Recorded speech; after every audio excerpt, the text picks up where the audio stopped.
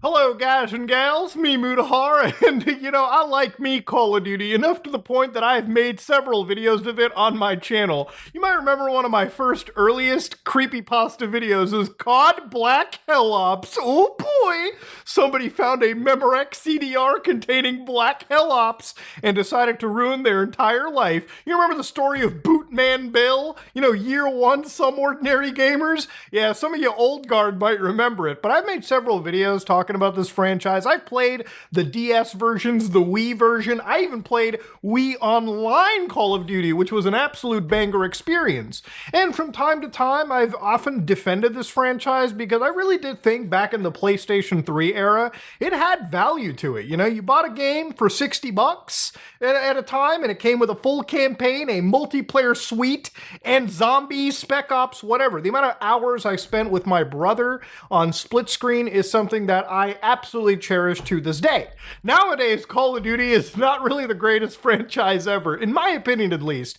Firing up a modern Call of Duty game takes you at least 5 minutes to wade through the actual advertising, and I ain't talking about advertisements like my face cream right here. One Up, ladies and gentlemen. We had a company, we started it. Seriously, if you go to gotoneup.com, you can simplify your actual skincare. As a guy taking care of the skin, I don't want to deal with regimens. You take one pump. That's literally why we made this company.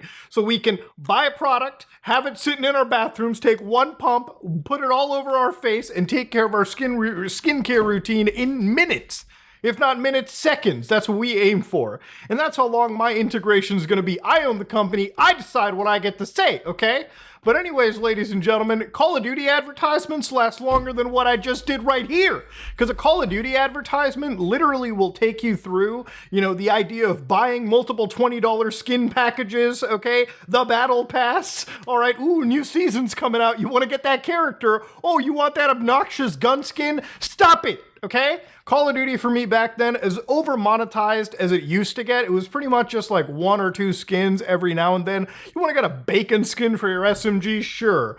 But nowadays, it's just goddamn embarrassing. And I'm not just talking about the home, like PC console experience. It gets worse when you download the mobile version of the game, okay? You want to play a COD game on your cellular device? You better sit through a tactical press X to continue, skip through all the advertisements just to start matchmaking in a queue. So again, Call of Duty games right now, specifically the most recent ones, have mostly been like rehashes. Like now they're selling Call of Duty Modern Warfare 2 again with the maps remastered in 3. And it kind of like split the community up. But Call of Duty games don't really, in my opinion, have the hype they once did, okay? I remember when Black Ops 2 came out, a lot of hype for it, okay? Excited for the campaign, where it would lead off to, literally springboarding off one of the most successful Call of Duty releases, Black Ops 1, and the most innovative systems they had, Pick 10, the actual class system where you could literally make an entire like monster of a class if you wanted to. A lot of experimentation, and of course, let's not forget the amazing zombies mode, okay? That keeps people addicted for days on end. And of course, the campaign to Call of Duty games are things that I absolutely hold near and dear. I always buy these games on sale just so I can play the actual popcorn shooter campaign that exists. And it's not because these campaigns are really thought-provoking or super wild, it's just because there's 5-6 hours of non-stop turn your brain off, Michael Bay action set piece extravaganzas. Now, Black Ops as a franchise is one that I really do take to heart. I played through this entire franchise, and it's probably the point where I really jumped into Call of Duty back when I was a teenager. Playing through the campaigns, playing through the multiplayer, all the way to the point of religious prestiging is something I'll never forget. The campaigns are all centered around, again, that dark, Cold War, clandestine era of Call of Duty, right? Where you're playing as the CIA and all these crazy organizations. These shadow wars that actually existed in real life, you actually get to play. So anyways, Black Ops 6 ended up getting announced, and it's probably got one of the longest development cycles imaginable. You're talking about like 4 years apparently worth of development, and people inside the company have said like they've been playing the game for like 2 years, and apparently it's so awesome that we're not ready for it, okay? Now, that's some level of hype that I'll probably take with a super grain of salt, okay? Because ladies and gentlemen, Call of Duty games, again, they have to do a lot to impress. But this is a Treyarch game, and Treyarch historically has made some of the most interesting Call of Duty experiences. And the actual advertising they've been doing so far has been kind of blowing me away a little bit. Now, there have been so many fucking Call of Duty games that if you think about it, a Grand Theft Auto game, the last time a GTA game released initially, GTA 5, was September 2013. According to Call of Duty, they've got Ghosts, Advanced Warfare, Heroes, Black Ops 3, COD Siege, Infinite Warfare, Remastered, World War II. Yeah, they've been pumping these things out like no tomorrow. God damn. Yeah, if you look at the actual list of games, we've got 51 total Call of Duty experiences, which probably makes Call of Duty the most developed game imaginable. This probably is the only franchise of gaming where you're reaching half a century worth of actual titles to play through. It's insane. Anyways, though, to bring you back to Black Ops 6, which, yes, there have been now 6 actual Black Ops games. You got 1, 2, 3, 4, Black Ops Cold War, which is 5, and then you got Black Ops 6, okay? There's 6 games in just this sub-franchise of Call of Duty, okay? Insane how fast they pump these fuckers out. So if you go to their site, thetruthlies.com, it gets kind of interesting where, again, the advertising is sort of getting people a little bit hyped. So it starts off with multiple channels. You got a bunch of these people breaking into a federally closed area. That area being Mount Rushmore of the United States, okay? A pretty big monument in the country. And so they're breaking in over here and they're kind of playing on these analog horror vibes. They got these Splinter Cell suits enabled and they deface an actual monument. So again, the whole concept is the truth lies. So I guess they're playing on the whole idea of the media lies to you and whatnot. They're literally running away. And bam, here it is, ladies and gentlemen. The Parks and Rangers are there. They've got actual Mount Rushmore. The truth lies. Oh, shit. I won't lie, dude. It's got me a little bit excited. I like it when games kind of delve into that shadow war conspiracy stuff. And then, of course, they have a few channels that aren't accessible. Then, of course, they've got monuments worldwide defaced. So again, you've got areas in Germany that have been hit. You've got, places in the United States. That's the Statue of Liberty. The Washington Monument is straight up hit. Justice isn't blind. You are. Truth is the first casualty of war. So again, they even got this crazy TV guide example. If you ever remember the old guide network channels where you hit channel 5 usually, you start to see an actual guide of what occurred. Nowadays, people don't even fucking watch television, okay? It doesn't even matter. But yeah, they're kind of tapping into that sort of I want to say the analog horror vibe in a way too. And of course, the next thing over here is them putting up posters of this truth lies campaign that they've kind of got going for it. Now, to give you an idea, I love the advertising that Treyarch does. For instance, back in the days of Black Ops 3, you may not remember it, but this is the actual post that had occurred. Update, sources confirm explosion took place at Singapore research laboratories belonging to Coalescence Corporation. Oh boy. Riot police have dispersed rioting mobs to the southwest of Chinatown using LRAD sonic area control weapons. Oh boy. And then, of course, a 30-mile quarantine zone has been established to contain the area until more info is known. Now, immediately when people looked at this, some randoms, mom and dad, grandma and grandpa connecting on Twitter, for God forbid, looked at this and thought, oh shit, oh my God, has there been an actual attack? So apparently, according to the news media, the actual Call of Duty advertising team at the time got spanked with apparently tweeting a fake terrorist attack, which again, it wasn't that Singaporeans were stupid enough to believe this. It's just people on the internet who got really ass mad because they were this isn't right to do. I'm just going to say it like this. If you're fucking stupid enough to look at Call of Duty with a check mark tweeting about fake terror attacks in Singapore, then you are actually incapable of rational thoughts.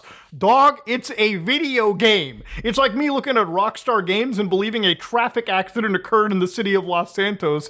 Ooh, scary. Get out of here, all right? This is the litmus test on checking if people are dumb or they are not. Call of Duty, there have been too many similar tragedies lately to joke in a way you did without making your fiction clear.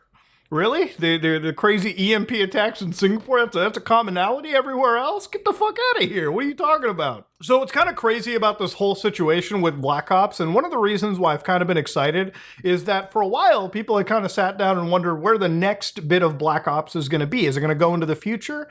But they're kind of putting it towards the Gulf War, okay? So around the 90s and maybe the early 2000s, which is actually an era of gaming that I don't think is properly represented in any form of war gaming whatsoever. I don't really hear about a lot of games that take place during the Gulf War. Usually when we talk about modern warfare, it's usually the war in Iraq, the war in Afghanistan, it's around that period. Nothing in the 90s or the early 2000s is really reflected from my understanding when it comes to a lot of these kind of games. So again, one of the actual things that they had was this van, The Truth Lies, just driving around New York, okay? Now on the surface, you might be like, oh, that's not crazy. It's just an advertisement in New York City. One of the people that were like looking deep into the advertising had found out that one specific date in particular showed up, and that was 2001. So given the fact that they're advertising in New York, what happened in 2001 in New York? Well, if we apply our thinking caps, and some of you may not even be old enough to even have been alive during this, but back in 2001, the September 11th attacks rocked the entire world. You know, people always look at like alternate timeline media, like what would happen if like the Nazis had won World War II?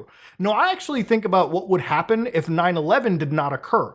What would be different in the world? Would our security apparatus, would our perceptions of people be a lot different had this massive cataclysm event not had occurred? For anybody that doesn't know what 9/11 is, don't feel ashamed. It happened over 20 years ago at this point. It was actually an attack where the Twin Towers, the largest towers at the time in New York City, from my understanding, and I may be wrong on this, there were actually two planes that flew into those towers. There was one plane that attacked another location, and the other location was, I believe, the Pentagon. There was one failed attack. But the point is, there were actually 4 planes that ended up flying into, or at least intended to fly into, massive points of the United States, right? The Twin Towers being sort of like a financial capital, the World Trade Centers of not only New York City, the United States, but kind of the world, right? And then you also had the Pentagon, which was a massive security wing of the United States, so to speak. It's where a lot of the, I guess you could say, shadowy defense deals were done. It's a defense epicenter. And then, of course, the 4th actual failed attack, that didn't actually happen, thankfully. These were all very, very cataclysmic points in our history, right? And it's one of the most important points because if anybody was alive during the time, it's interesting to always ask them where they were during September 11, 2001. And out of all of the people that I've asked, everyone can basically remember exactly what they were doing during the time. My dad would tell me exactly where he was at work. My mom would tell me exactly how she heard it. And they would always remind me of the news that would occur during the time. It literally was an actual massive terror attack that had occurred live in front of everyone's eyes. And it was something where for the few hours after, before, the weeks after, the world literally shifted right there and then. So it's a pretty massive point in human history. And here's the thing.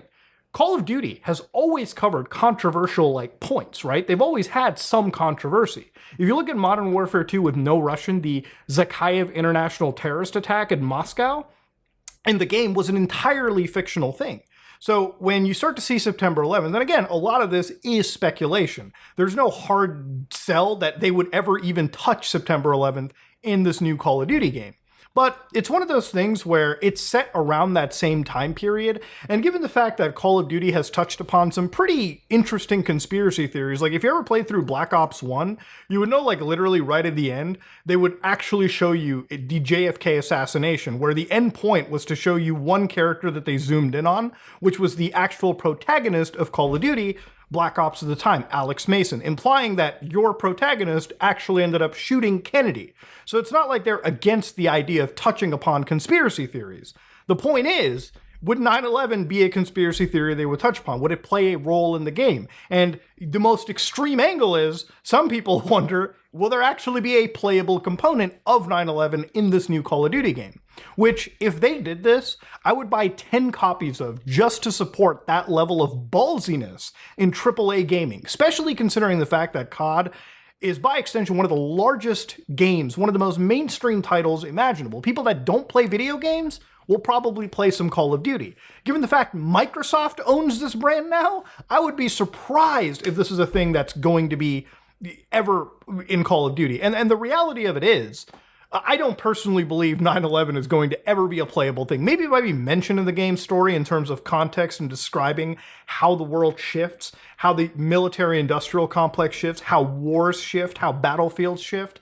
That might be an interesting point, but I don't really think that this game has the balls to jump in to the conspiracy theories that to this day still surround the subject of 9/11, one of the touchiest, most intricate, points in human history, right? At least in recent human history.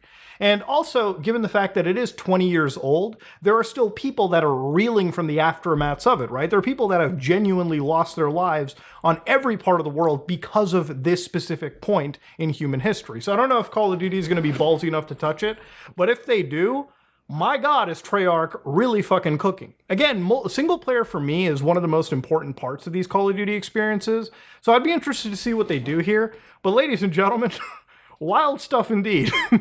Am I kind of looking forward to a Call of Duty game? Yeah, but is it one chance left? Pretty much. I think if this game is going to be like a DLC, storefront-heavy live service game, where, in my opinion, it should just be its own actual proper release like the old days, it might not actually grab me. I don't know. But let me know what you think about it in the comments below. I wanted to talk about it because it is kind of exciting talking about conspiracies, Call of Duty, especially the Treyarch stuff. But yeah, let me know what you think about it in the comment section below. If you like what you saw, please like, comment, and subscribe. Dislike it, I am out.